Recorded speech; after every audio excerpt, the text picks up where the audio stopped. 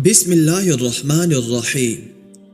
السلام علیکم معزز خواتین و حضرات، امید ہے کہ آپ خیریت سے ہوں گے اور ہماری دعا بھی ہے کہ اللہ کریم آپ کو سدا عافیت کے سائے میں رکھے۔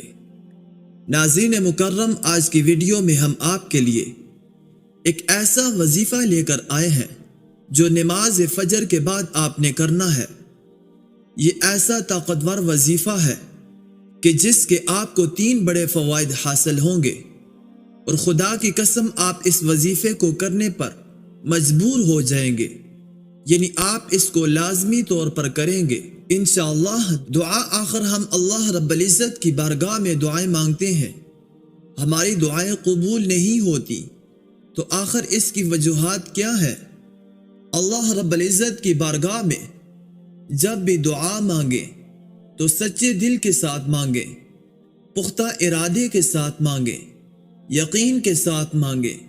خدا کی قسم آپ اپنے دل کے اندر یہ ارادہ رکھ لیں کہ اللہ نے میری دعا قبول کرنی ہی کرنی ہے، اور اپنے اعمال کو صالح کر لیں، نیک کر لیں، اپنے اعمال کو صاف ستھرا کر لیں۔ اللہ کی قسم جب بھی آپ کوئی بھی دعا مانگیں گے، اللہ آپ کی دعا کو رد نہیں فرمائیں گے، اللہ تعالیٰ آپ کی دعا کو قبول فرمائیں گے۔ اللہ رب العزت قرآن مجید کے اندر مختلف مقامات پر اللہ تعالیٰ ارشاد فرماتا ہے۔ سورہ بقرہ میں ارشاد ربانی ہے، اجیب دعوت الداعی اذا دعانی، میں دعا مانگنے والے کی دعا کو قبول کرتا ہوں جب وہ مجھے پکارتا ہے۔ ایک اور جگہ ارشاد ربانی ہے، ادعونی استجب لکم، مجھ سے دعا مانگو میں قبول فرماؤں گا۔ اللہ رب العزت خود ارشاد فرما رہا ہے، مجھ سے دعا مانگو میں قبول فرماؤں گا۔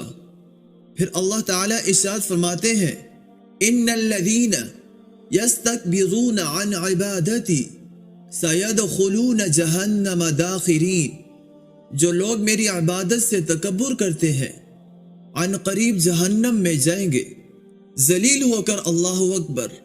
اللہ تعالیٰ خود فرماتے ہیں، مجھ سے دعا مانگو میں قبول کروں گا۔ اللہ تعالیٰ ان کی دعاؤں کو قبول فرماتا ہے جو اس کو پکارتے ہیں۔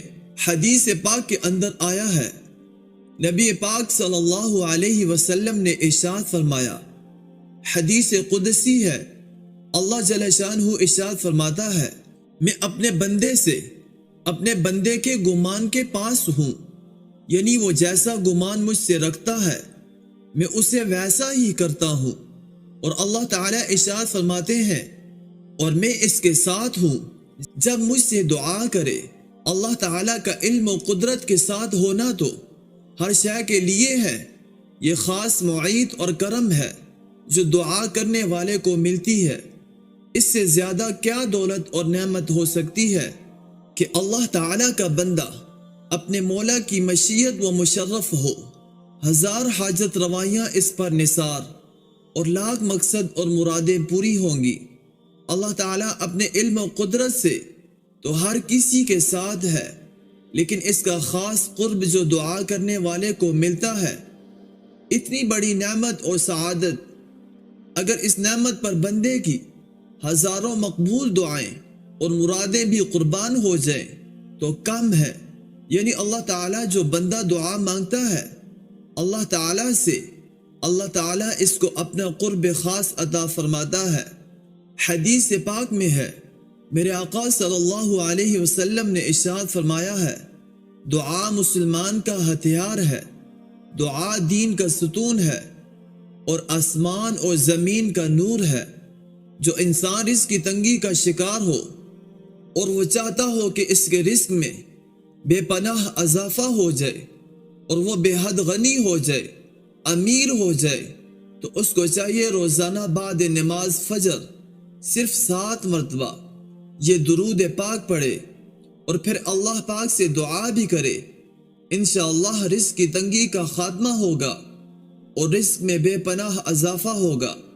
یاد رہے، جو انسان رزق کی تنگی کا شکار ہو اور وہ چاہتا ہو کہ بے حد مالدار ہو جائے تو وہ سچے دل سے اللہ کی ذات پر بھروسہ رکھ کر یہ درود پاک کا ورد کرے، انشاءاللہ رزق کی تنگی دور ہو جائے گی۔ اور یہ ورد درود پاک کا ہے۔ درود تاج، فجر کی نماز کے بعد 7 مرتبہ پابندی سے درود تاج پڑھیے، انشاءاللہ رزق کی تنگی دور ہو جائے گی۔ اللہ رب العزت ہر پریشانی کو دور فرما دیں گے۔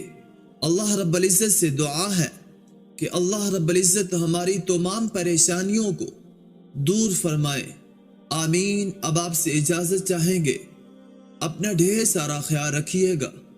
اللہ نگہبان۔